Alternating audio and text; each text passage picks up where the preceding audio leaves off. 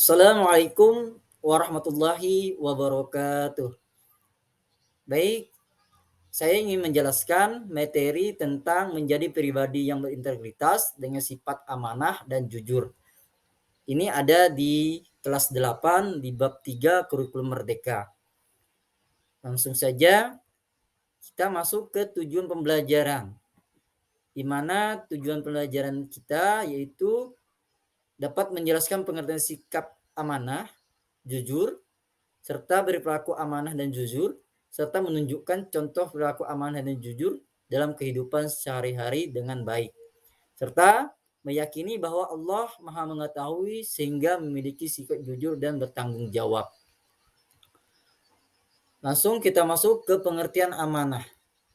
Secara bahasa, amanah berasal dari kata amanatan yang berarti aman, tentram, tenang, dan hilang rasa takut.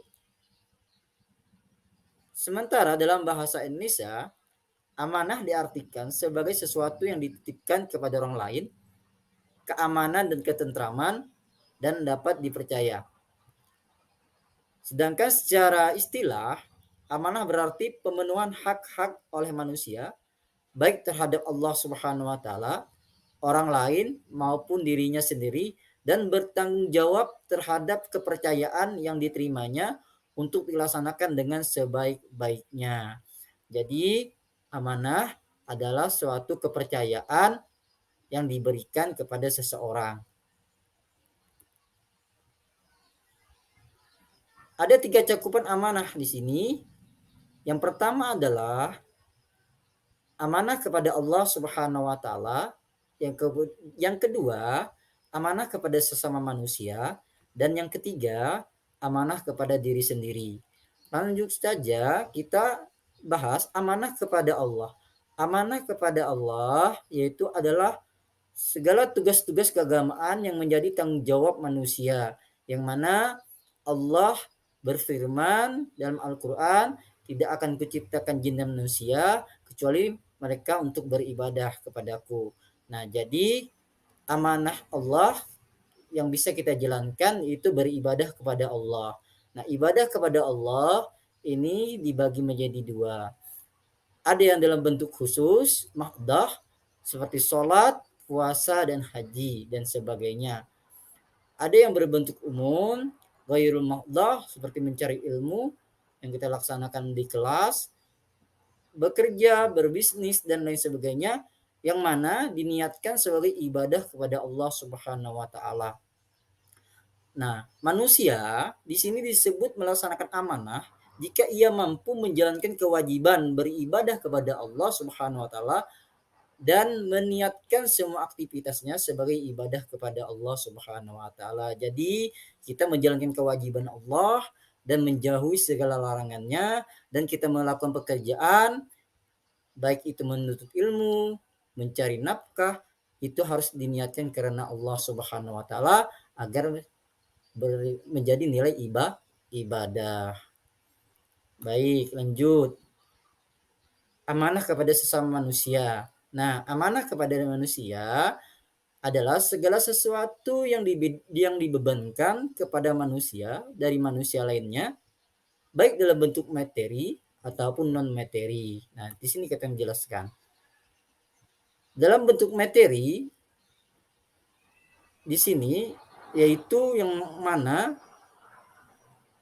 contohnya ketika kita menitipkan benda atau harta kepada seseorang seperti memberi pinjaman atau uang, maka pinjaman yang kita pinjam itu maka kita kembalikan sesuai dengan apa yang kita pinjam.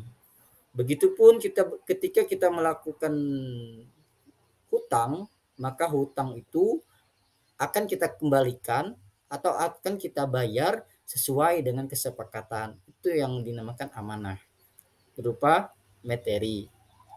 Berupa non materi, nah ini misalnya jabatan. Nah, contoh jabatan ini berbagai macam.